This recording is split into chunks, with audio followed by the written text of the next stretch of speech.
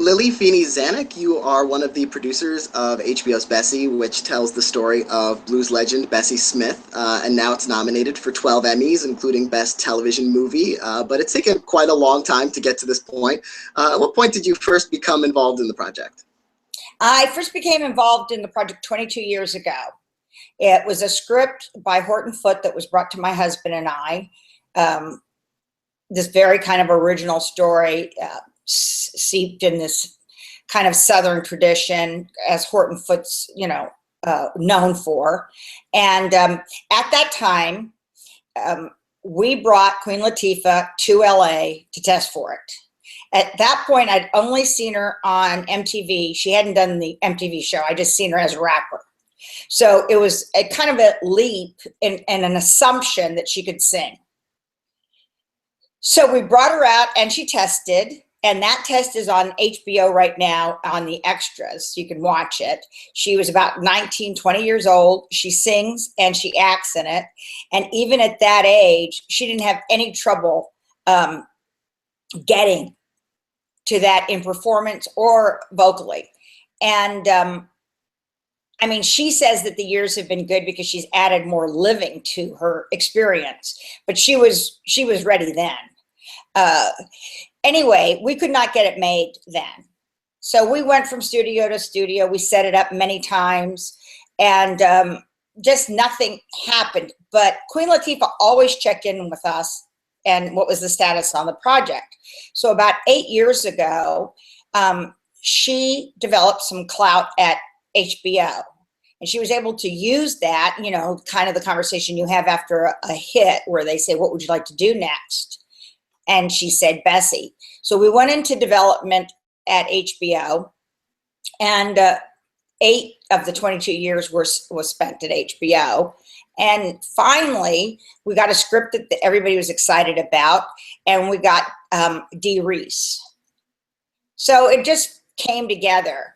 And, it's an example for people who are trying to make movies that you have to, if you really believe in the project, you have to stick in there. On the other hand, simultaneously try to find something that you can get made now, because when you amortize your fee over 22 years, you would have been better off at McDonald's. So. And it's kind of remarkable to have had that idea that Queen Latifah would have been up to this material even that early on, because she hadn't been that established as an actress yet, or as a singer. What did you first see of her? What was the the thing that you saw of her or in her that you said, even at that time, even when she was sort of an unknown in terms of her acting ability, that made you say that made you first think she could do it? Well, one of the things that I like about the material is that Bessie isn't a victim of anybody. She makes these choices and she lives her life really by kind of her own rules. And that was one of the things that attracted me to the project. There's no pimp, there's no man, there's men, but they're not driving her, the story, or anything else really. And that's an unusual thing to see, and particularly in a period situation. I also liked that she had, this was something I'd never seen in a movie before, where a performer operated in an entirely Black world by choosing the venues that they played at, etc. So you don't have the kind of historic references of she can't get in a hotel and she can't eat or anything, because this wasn't the problem. She was at a different level of where her life was. I found that interesting, and I thought that was something a lot of theater goers and audience members didn't know about. For Queen Latifah, the thing that was so exciting about her is that the very beginning of her career, it was about Hear Me Roar. From the minute she came out, she was the boss of her. And there was never, her songs weren't about, how sexy I am. No offense, but they weren't about push it real good. They weren't about, it was just, I am woman, hear me roar. But in the best sense. that was something that Bessie really needed, because it wasn't a part like you usually see of a singer and her drugs and her man and all the rest of it. So you needed this kind of independence, because Bessie did do these things on her own terms. So that I couldn't, there was nobody who had come out with this. I mean, she was 19 years old and she was Queen Latifah. And to think of from that point to now, how her career has developed as an actress. An Oscar nomination for Chicago several years ago, and she expanded her singing career into jazz and blues and that sort of thing. Did you imagine at that point, when you first thought of her, when she first came on board for the project, how her career would just sort of take off in the intervening years? Well, I expected her to be around for the long run. What forks in the road she would take, I wasn't sure. But because of the Bessie audition, when my husband and I produced the Oscars in 2000, we used her in a Burt Bacharach medley on the Oscar show. And it was, your shoes are too loud. And it was a classic. It was a classic situation. She had the chops for it. Her voice, she had been studying, which she hadn't done for our audition. But as I said earlier, her voice was good then. As you mentioned, when she did the Oscars in 2000, I don't think she had done Chicago yet. Yeah, I think that the Chicago was I think 2 years later. So yeah, that was So we always saw her in a kind of a bigger way than she was maybe being perceived.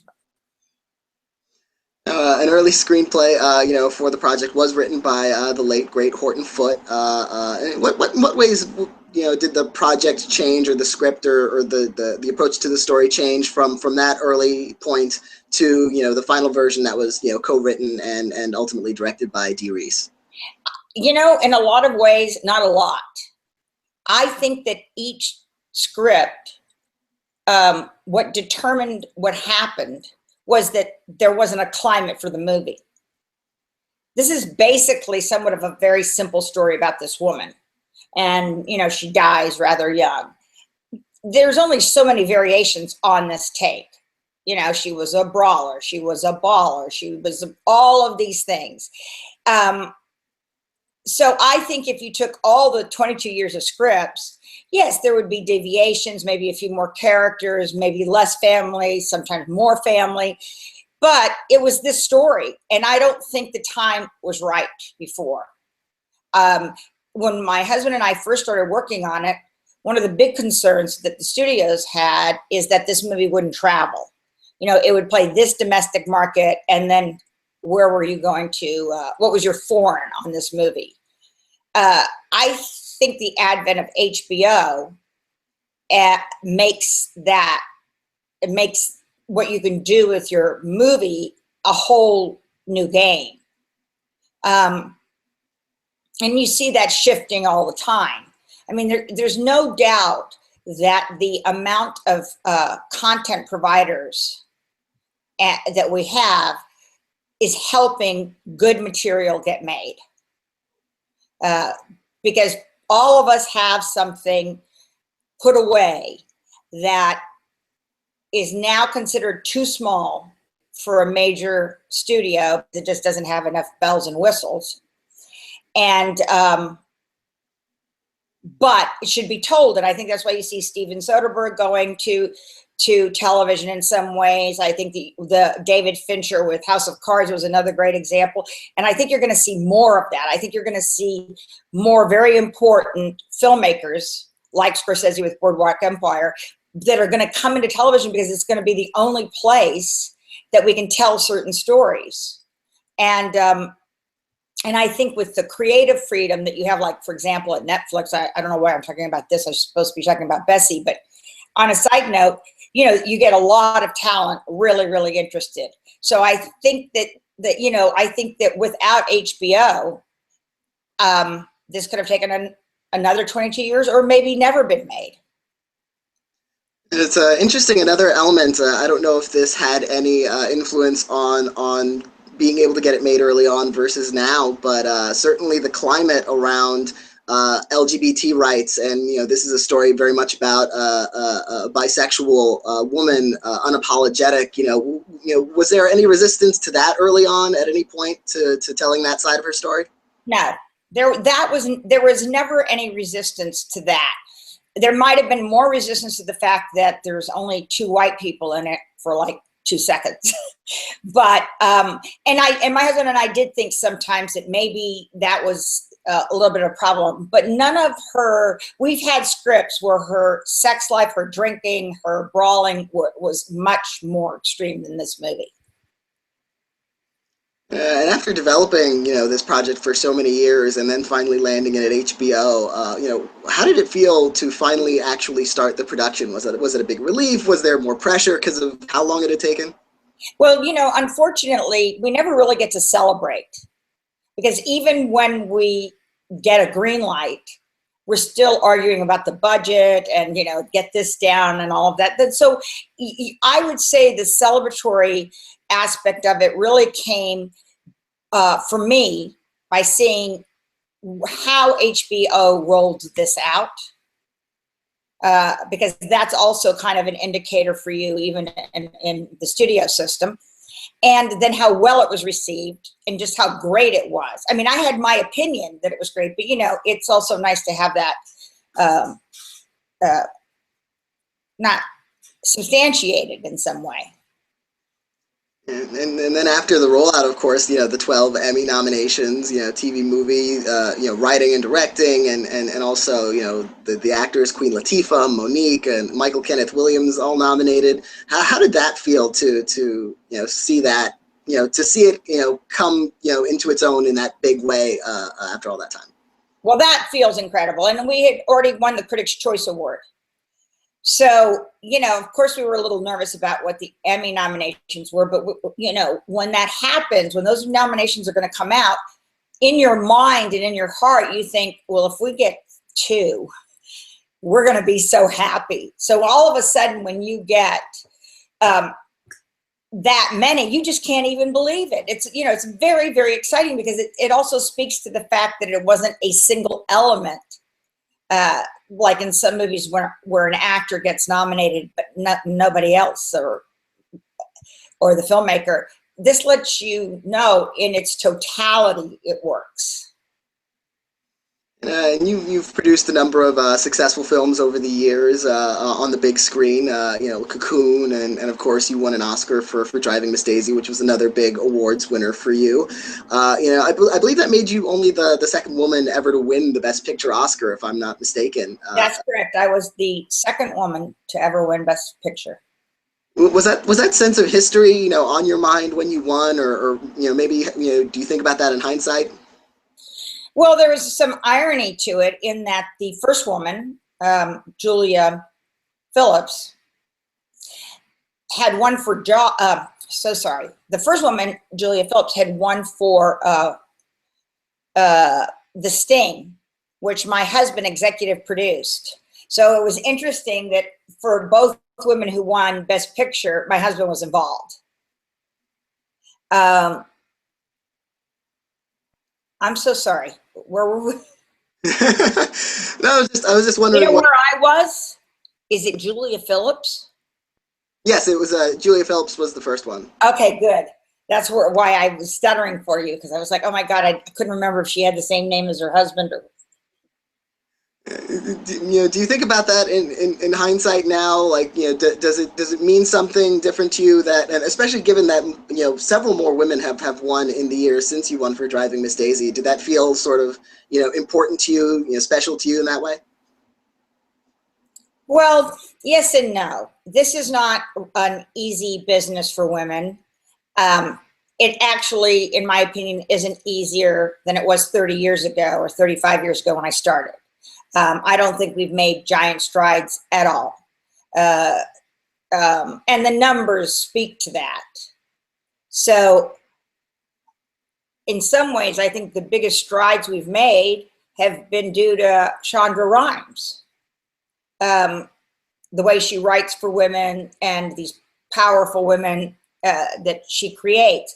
But in terms of directors, writers, producers, getting pictures made, you know, the percentage, it's just terrible.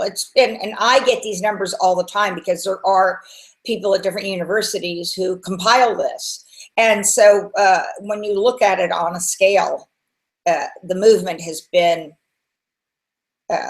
minimal. And it can be kind of discouraging, you know, it must be just, you know, because I remember like a few years ago when Kathryn Bigelow, you know, broke that glass ceiling on Best Director for, you know, became the first woman to win that Oscar. And then it sort of slammed shut behind her. There hasn't been another female nominee for Best Director since then. So, but I don't think that anything slammed. I think she made a movie that the Academy recognized for its kind of genius. I really used to say, and you know, this is very old information, but when a woman does her Apocalypse Now, she's going to be recognized, not when she does like her Driving Miss Daisy. So I think that that's exactly what Kathryn Bigelow did. She made this movie that went beyond what somebody could identify as her gender, etc. And I think that that's really kind of what it took. And I think for a lot of years when women were complaining about this, it shouldn't have been because these movies were personal, that they weren't acknowledged. But I think that when you go out beyond yourself like she did, or her own experience, and she made a great movie, it helped her break that glass ceiling. And then a decade after you won your Oscar for Driving Miss Daisy, like as you mentioned, you produced the Oscar telecast in 2000 with Billy Crystal hosting, and again, you were the first woman to produce that event. How is that experience different from producing a film? It must be, you know, was it just night and day? Yes, it's different than producing a film because, first of all, you have X amount of time to execute the whole thing. Then for me, there was a lot of excitement in the fact that it was X amount of billion people live. That was exciting to me. I also, my husband and I differed on this, but for me, I just didn't think anything could go wrong, because when you're watching the show at home, if something goes wrong, you love it. So all of the concern, and there's a lot of concern about, what about if something goes wrong? What about if this thing doesn't work? For me, I was kind of just, that'll be fine, you know?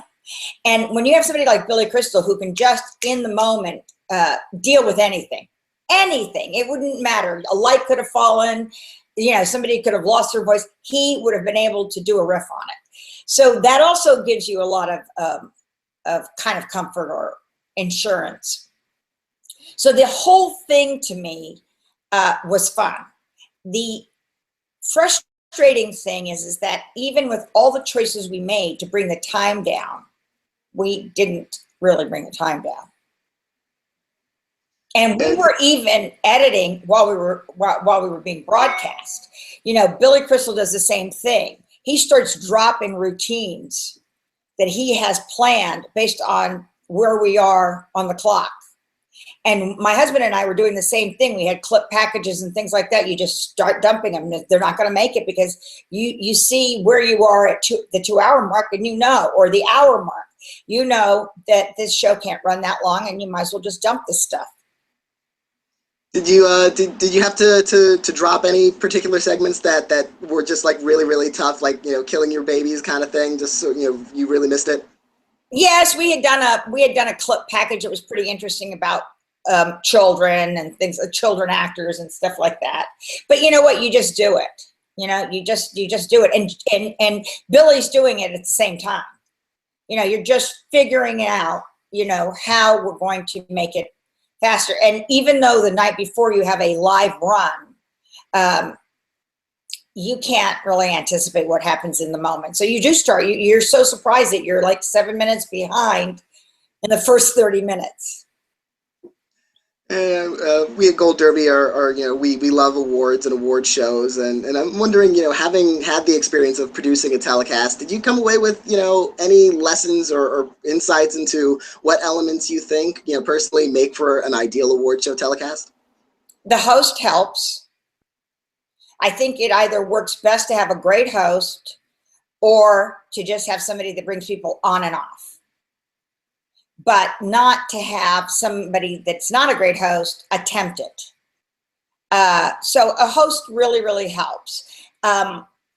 I think the one thing that none of the movie awards have been able to do, and it's just the nature of what we're celebrating, is what MTV does, which is when you have those awards, you literally have people in, out, and you're covering it by camera, almost like, you know, a parallel line that crosses. The speed of that and the flow of that, we don't have. And I really, really analyzed it when I was producing in 2000.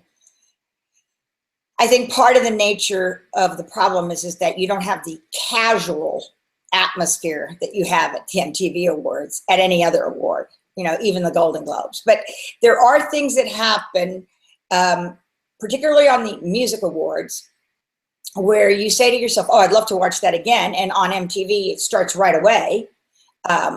That you could never do on an Oscar telecast. There's just nobody wants to start watching that right away. So, you know, but you're celebrating two different things.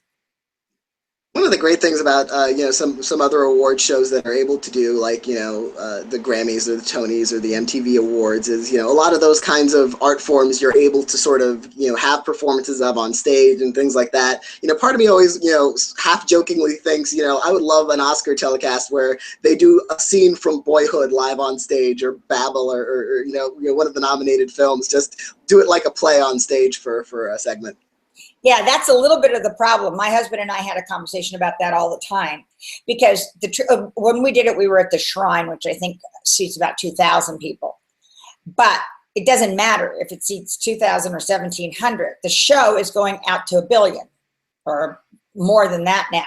So you have to, in your primary focus, think of it as a television show. You know, and it's not really about the audience in the theater. And I think that certain things may not translate like a real scene from Boyhood the way music does. And having, you know, won an Oscar and then later producing the telecast, is it safe to assume, you know, you're a member of the Academy, right? Of course. Yeah. It's that, you know, that whole thing has changed over the years. Just the process leading up to awards, you know, Oscar campaigning, especially in the last, you know, decade or so. You know, it's gotten so intense. You know, do you have any thoughts about how the whole industry, a whole new kind of industry, has risen up around just awards campaigning? Well, it got more intense and then it got less. So, for example, when we did Driving Miss Daisy, excuse me, when we did Driving Miss Daisy, there were nothing was sent out.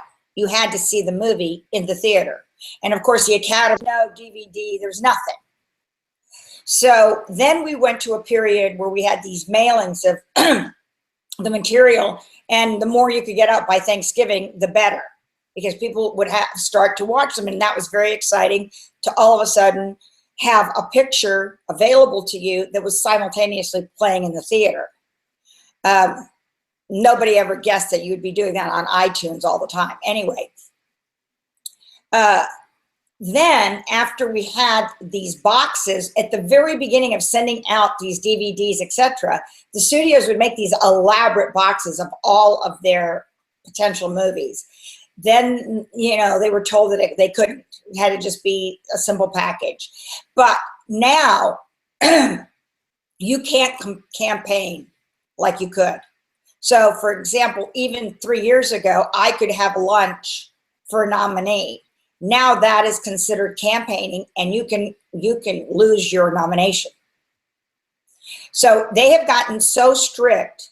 I mean, years ago, you would have 13 ads in the trades a week for your movie. Now all of that's kind of gotten shifted because they're trying to restrict it to something that's just a little bit, you know, financially viable too. What they were all doing was also very expensive. These boxes, the parties, the ads, etc. So now for me, having seen it from both sides, I think they've simplified it. but I don't know that having a party for somebody should be like the biggest deal, but it is. As an Academy member, when it comes to voting, is there anything in particular that inspires you to vote for a film, or any films over the years that had a particularly strong impact on you as a viewer and a voter? Well, obviously, I don't tend to go with the, with the, what they're guessing in Vegas is going to win, front runner, as it were. I just go with the things that I really like. So lots of years, my vote just went into the ether technically, but I go with what moves me or what I think is great filmmaking, something that the cinematography was great, the acting was great, the directing was great, the writing was great. When you see a movie that is complete like that, it's very, very exciting, and you don't get to see it that often. And it's also kind of a schizophrenic situation, because all year long we mostly have, tent poles, and then coming now in September and October, we're going to start to get our Oscar considerations. And I can see that starting to be a problem eventually, that we will either be honoring the tent poles or finding a new way to honor the motion pictures that are not getting the studio release. Well, I want to thank you for talking to me today, and congratulate you on Bessie, the success of that, and with Oscar season coming up, you'll I'm sure have plenty to digest over the next coming months, as we will at Gold Derby. So have a great day and a great season. Let me know anytime you want to talk about it. Absolutely. Thank you very much. Thank you.